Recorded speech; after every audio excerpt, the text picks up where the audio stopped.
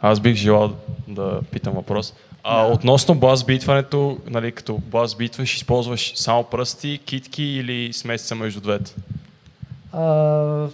Това е много комплексен въпрос.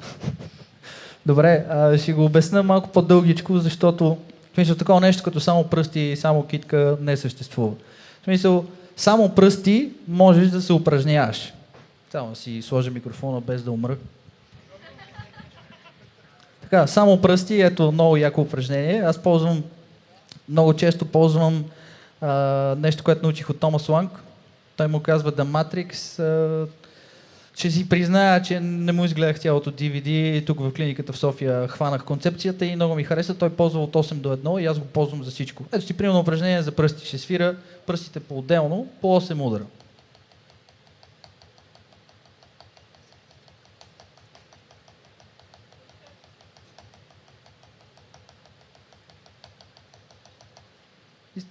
Малък, безименен, среден показалец. Всичките. Като това можеш пускаш си метроном и го свириш в топ темпото ти. Но, какво направих аз? Не мисля, защото говоря и не го правя така. Изолирано. Просто си свира. Виж какво ми прави китка? Минавам на другия. Особено на показалец е супер изявено. Аз целия се движа. В смисъл, ти не можеш да изолираш пръстите. Това, което мога да направиш е да накараш пръстите си да свират бързо. Точно като ги обучаваш един по един, защото като почнеш да ги свириш по-отделно, ще видиш, че някой от тях е много тъп. Мисъл... Малкото е доста неразвито пръще, а то се оказва най-бързото, между прочим. Мисъл, поне за мен. Аз с малкия мога, може би, по-бързо, отколкото с средния. С средния си изморявам. Може би, защото е по-голям, а малкият е по-малък и са по-къси движенията. Просто трябва да се тренира. Още нещо за пръстите. Съжалявам, ако ставам многословен. Не е верно. Ако имате проблеми с последните два пръста и най-вече с това, което е така котренцето, което се опитва да излезе винаги, причината котрето да излиза е ето тук. Ако хващате палката така и я стискате, тогава този пръст нищо не направи. Има един ужасно добър вървенист, Герго Бурлай се казва, който свири така. Мисля, прикрито е така му е пръстчето, не мога да го видиш, но ако се загледаш на slow motion, защото той свири доста бързичко, мога да го хванеш, че и неговото пръстче излиза. Това работи за него, свири така. Това, което препоръчвам за оправяне на този проблем е ето това нещо. Показалеца надолу. Мисля, това е така наречения Мьолер грип, поне аз така си го наричам, в който седим на 90 градуса, и показалеца ни гледа надолу. Затова казвам, първо седим на 90 градуса, китката ни е изправена, така, и тогава показалеца гледа надолу. Не да го направите така и да ви гледа така показалеца. Нали? Трябва да грипнете така. Гриповете, знаете ли ги трите главни? Добре? Аз ще си кажа. Добре, започнахме от Мьолер, който е на 90 градуса. Стигаме до традиционния German grip, който е на 45. И накрая свършваме с Френч, който е с хоризонтални палки. Мога да ви свира едно дясна-лява от бавно към бързо. Просто да видите как може да се използват и трите грипа успешно. Защото някой ми зададе въпрос, ти с какъв грип свириш и аз общо се смея на среща. В смисъл, как с какъв грип? В смисъл, грипвам палката и ползвам каквото ми трябва. Ако трябва да свира на райда или на десния китаец, палката какво ми прави? Отива така. Това е френч грип. Ако свира на фуса или някъде отляво, си свира с Мьолер. Но, като говорим за единички, тогава трябва да сме стрикни. Мьолер, винаги го започвам с така нареченото stop at the top, когато свира единици. Stop at the top е когато започваме отгоре и се връщаме горе. Това е Джим Чаплин, ако сте чували. Написал е най-яката книга за свинг. Джордж Уорън Стоун, който е написал Stick Control. И... самия Санфорд Мьолер. Бонзи, който е написал. Да, са проповядвали това упражнение. Аз му казвах Rebound Control преди, каза се Stop at the top. Просто да научиш китките ти да правят това, което правиш в по-бързо темпо. Видиш? Това е Stop at the top. Ни учи да използваме ребаунда, отпада. Когато почне да дигам темпото, Отивам леко към по-German. Вече. Почват да ми се отварят по-малко пръстите и когато стигна в най-бързите темпа, понякога дори изправям. За френч. Френча, какво правим при френча? Повече пръсти. Това не е забрал. Добре, още една малка разлика, не малка, съществена. При трите грипа е... Чували сте за даун и up.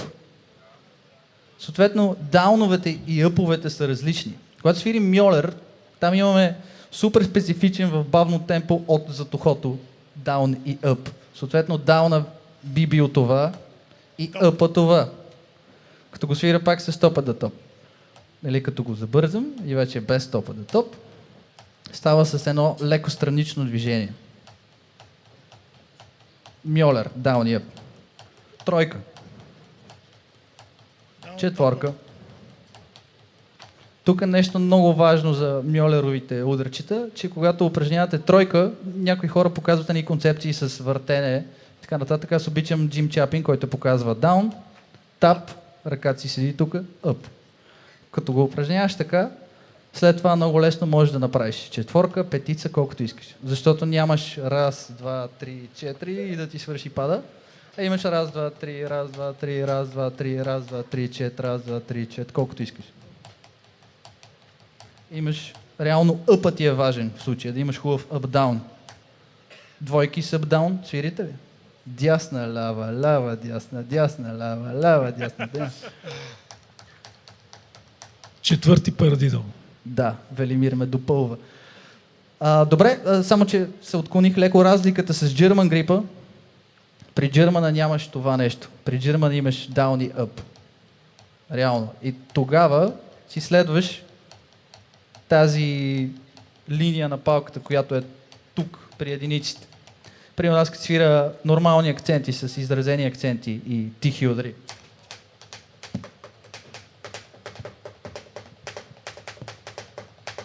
Го ползвам. Като трябва да свира нещо, което е с недълго изразени акценти, си ползвам Мьолер. Защото тихите удари са по-силни при Мьолера. Точно заради това, че оставаш палката да отскочи, после тихите ти удари са по-силни. И това е един такъв power roll.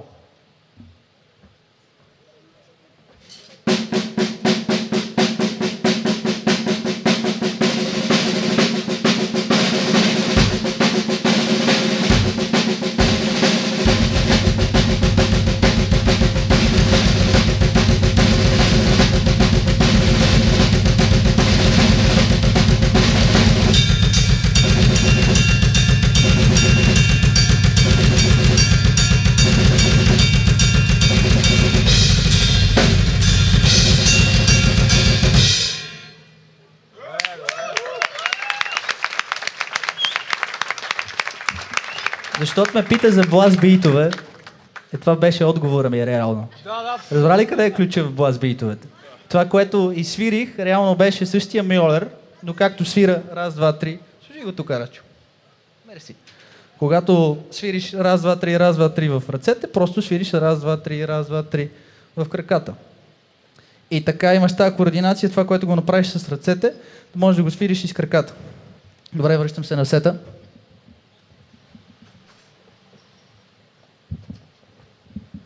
Да продължим темата с бласт битовете. Като, както казахме, най-важното нещо ти е координацията.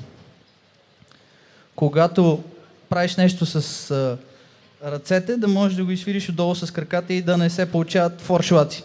И не говорим за форшлаци, които са... Говорим за тези форшлаци, които много често ни се случват, когато свирим с две каси.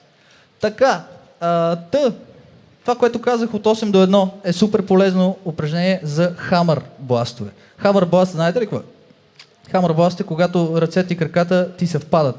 Имам, буквално ако свириш в бързо темпо, метрономът ти е в 200, това ще са осмини.